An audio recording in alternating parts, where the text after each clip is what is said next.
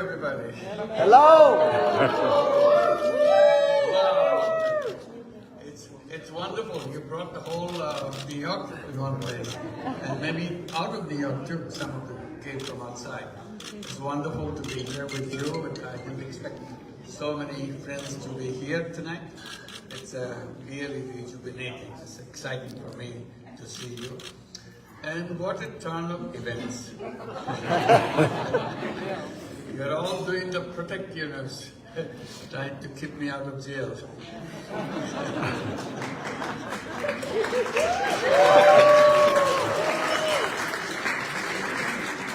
And I was kind of enjoying my Olympic in Paris. Suddenly I was summoned to go back immediately. And I did, because something fantastic happened in Bangladesh. Nobody could imagine at all that such a thing can happen. Young people just got together. Enough is enough. We don't want you anymore. This is the end. We want to mark it end. Government tried to bring police to kill, shoot, and they did. They killed a lot of young people. But the more you kill, the more young people come up and say, kill us too. They come every morning, they start their demonstration on the street, the big crowd becoming bigger crowd. They say goodbye to their families, today I may not come back. They say goodbye to their friends. And some of them go together and say goodbye to each other. We don't know who will come back, who will be on the street falling as a dead soldier. And that's the way it went. And the police killed one, and then 4 more came up and said, kill us too. They gave up. They got exhausted. They don't know what to do in a situation like that. You're supposed to be opposing, you're supposed to be resisting, you're supposed to be many drastic things. You're not doing that. You simply say, I'm here. And they stop killing and just complain to their bosses that why are we doing this? Because they keep coming. You kill 1, 3 more comes up. You kill 3, 30 more comes up. So kill us too. So that is the spirit in which the whole revolution took place. It's a revolution of no example anywhere in the world. It's unarmed young people. They didn't throw any stick, they don't throw any stone to anybody. Simply saying that we don't want you. And we have a new Bangladesh in our mind. And they elaborated what this new Bangladesh is all about. That's a dream that they have. And they're very articulate. It's not this kind of a conversation you see, jumbled up conversation. It's a very precise conversation. They came up with the strategy nobody ever thought could be done. There was no leadership. So you cannot arrest somebody that you're the leader. The leader goes out and the whole thing stops. No. It's a kind of spread out leadership. 1 goes, 2 more comes up. And nickname they got themselves as coordinators. That's the word. Somebody becomes a coordinator. So I'm the coordinator. You organize your things. So you don't know how many coordinators in here. So, who do you arrest? Who do you take to the prison? So they couldn't do that. They couldn't find out. So this is a very unique kind of a revolution that the students came out of nowhere. Political parties, opposition political parties trying very hard to dislodge the government, which was in power for 15 years with no election, nothing, and destroyed almost all the institutions, destroyed all the principles of governance. It's a misgovernance everywhere. And people were fed up but afraid to talk. They knew it, but nobody could talk. So we had a new language of kind of communication without saying anything, but you are saying things. These young people didn't go through that path. This said, spade is spade. and stood by it, and in a very articulate way. I have some my students who fought this are here. Are they here? Aisha, are you there? Yeah, Mahfouz, can you come over? Come over. Yeah.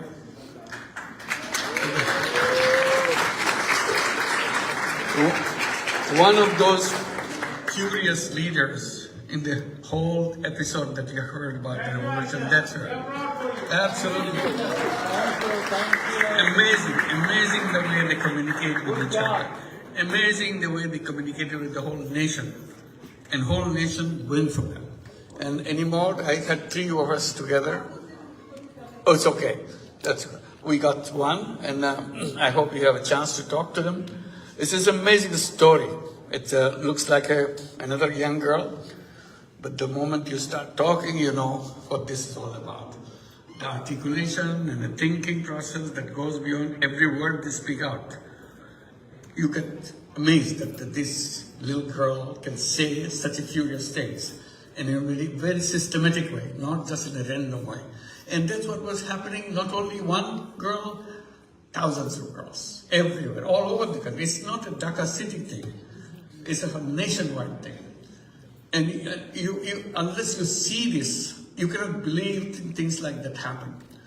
So when the 5th of August, finally, Prime Minister Sheikh Hasina left the country, after all these students saying that's the only way you can do it, you resign and leave.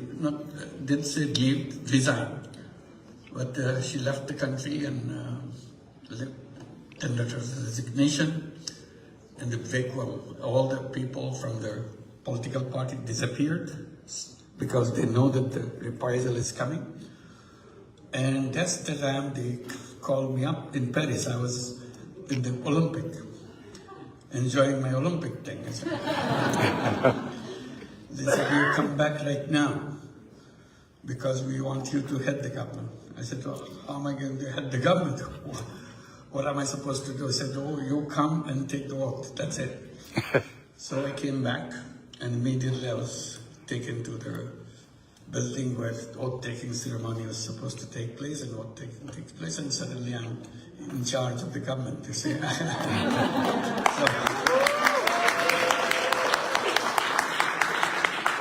Everywhere, every corner you turn, all the walls, decaying walls, usually the 500-year-old city, walls are decaying, but they painted it, everyone, and it's a local kids. They didn't have the money to buy brush, didn't have the money to buy paint. They just go to the local shop, said, can you buy me some paint? Can you give me some, buy me some money? Give me some money to buy some brush so that I can paint this thing. And they came out on their own. There is no central design. There's no planning of anything. What you do, what you say. They came out with amazing wording. Yeah, here is the book. So we collected some of this and painted published it in a book. This is one picture here. One young man is spreading his arm. This is the real picture. This is painted on the wall of Abu Said. He just faced the police. It's a close distance. He's aiming the gun at him. He just stands there shooting. So police actually shot him. And he's shaken a little bit. And they shoot him again. And he fell. And he died. He became a symbol for everybody. So everybody was raising hands and inviting them to shoot. So that was painting some unknown young person. He's not a painter, but wanted to depict. It's beautifully done. So we just selected some of them. There's hundreds of thousands of these. So we just selected some, put it in a book to remember. Said that someday, soon it will be washed away, it will be gone again. People will forget. Before they forget, I thought we should put them in a book and take the pictures so that we archive them. Millions of those. Not only Dhaka city. I thought it was first, I thought it was Dhaka city. All over Bangladesh. Every wall is painted by the young people. So that's the kind of spirit young people brought to it. So you cannot just walk away from that. They are talking about new Bangladesh. That's the only thing. There's two words. One is new Bangladesh. They say it's a reset button is pushed. Old is gone. Now we reform and build new Bangladesh. So that's the task that we have, to build new Bangladesh. This is amazing kind of dream, sky-high dreams. Everything has to change. We can do it, and we'll do it. That's the promise they make. And this is...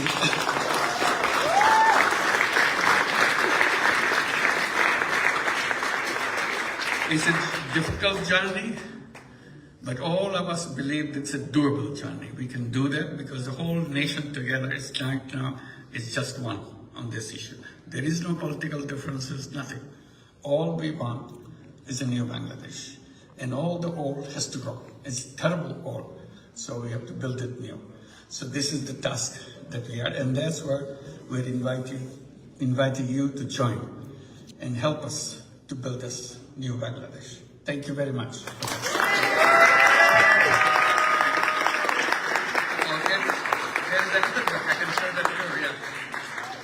This is another book. This is not on the wall, but cartoons. That's also during the revolution. During the revolution. It's cartoons came up during the pages and pages of cartoons. So my friend Shahidul Alam, he collected them and had a big exhibition of it. Thank you. He himself is a great photographer, he's a world-class photographer. But he couldn't ignore this. He said we must put them in a book. So I encouraged him, and he did that. So we bring it here to all the cartoons people came up with. And the way to go. Yeah, communicate. And amazing thing, as I said, all the walls have some message. Some are paintings, beautiful paint. Some didn't even bother for paint, black and white, whatever they got. They scribbled something. It's a message. Very simple messages, but expresses what he or she felt. And each one of them is as powerful as anybody can imagine. It's not a sloppy thinking, it's very sharp thinking. I don't know where they come from. Who imagine all these ideas and things like that? So this cartoon book is also a collection of the history of those few days. All thing happened this just few days. It's last few days in July. Last few days of July up to August 5. On August 5, everything is over. And I go there on 8th of August, I take the oath. And this is the time difference that held together. So this is Bangladesh, and you are invited to come visit us to see how we can do. And also wherever you are, connect with us, give us ideas, help us in any way you can, so that we can make our dream come true. Thank you. Thank you very much.